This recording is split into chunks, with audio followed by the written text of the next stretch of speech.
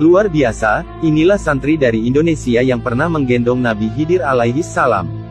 Seperti yang kita tahu, bahwa Nabi Khidir adalah seorang nabi yang umurnya dipanjangkan hingga saat ini.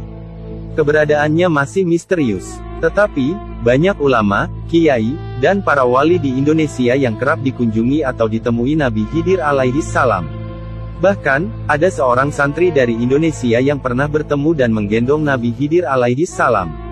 Berikut kisahnya. Dikisahkan dalam kitab Fiqhul Hikayat, bahwa cerita ini berawal saat ada tamu yang datang ke Kiai Kholil Bangkalan. Seperti yang kita tahu, Syekhuna Kholil Bangkalan merupakan salah satu pembesar ulama di masanya. Setiap harinya Kiai Kholil selalu didatangi oleh banyak tamu yang sowan kepadanya. Suatu malam hujan turun dengan lebatnya, tiba-tiba di pelataran rumah, Syekhuna Kholil kedatangan seorang kakek sepuh yang lumpuh. Kakek itu berjalan dengan cara ngesot. Syekhuna yang melihat hal itu langsung berkata pada para santrinya, "Wahai para santri, siapakah yang bersedia menggendongnya?" tanya Kiai Kholil. Salah seorang santri menjawab, "Saya bersedia wahai guru." Tanpa tanya lagi, sang santri kemudian menggendong orang tua tersebut menuju rumah Kiai Kholil. Ketika sampai di depan pintu rumah Syekhuna Kholil, langsung Kiai Kholil menyambutnya dengan penuh hormat dan taksim pada tamu sepuh itu. Keduanya lalu masuk ke dalam rumah dan melakukan dialog. Sementara santri tadi berada di luar. Ketika Syekhuna dan tamunya telah selesai berbincang-bincang, Syekhuna Kholil lalu keluar rumah dan berkata pada para santri, "Wahai santri-santri, siapakah yang bersedia menggendong tamuku ini sampai ke rumahnya?" tanya Kiai Kholil lagi. "Saya bersedia wahai guru," jawab santri yang sebelumnya menggendong tamu sampai ke depan pintu sebelumnya. Ketika santri itu pergi menggendong tamu sang guru, Syekhuna Kholil berkata kepada para santri yang lain, "Saksikanlah sesungguhnya ilmu-ilmuku sudah dibawa oleh dia." Santri yang menggendong tamu, ujar Kiai Kholil.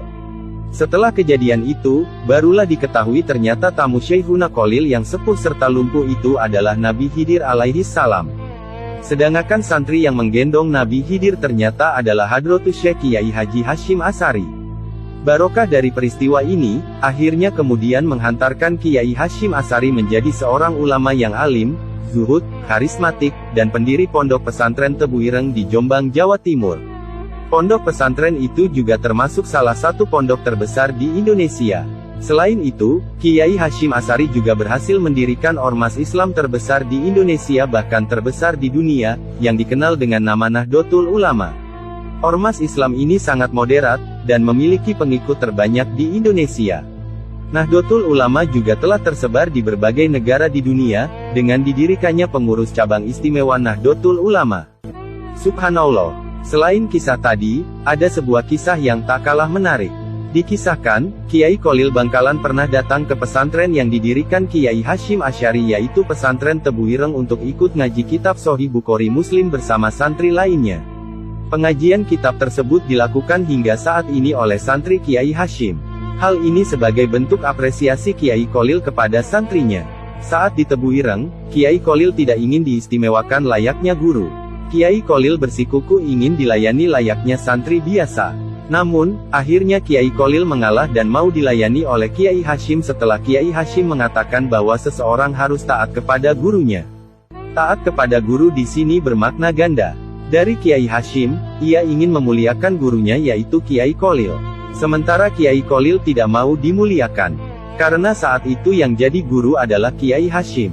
Jadi, yang dimuliakan adalah Kiai Hasyim. Kedua tokoh besar ini berebut untuk saling memuliakan gurunya. Sebuah contoh tauladan yang luar biasa dari keduanya.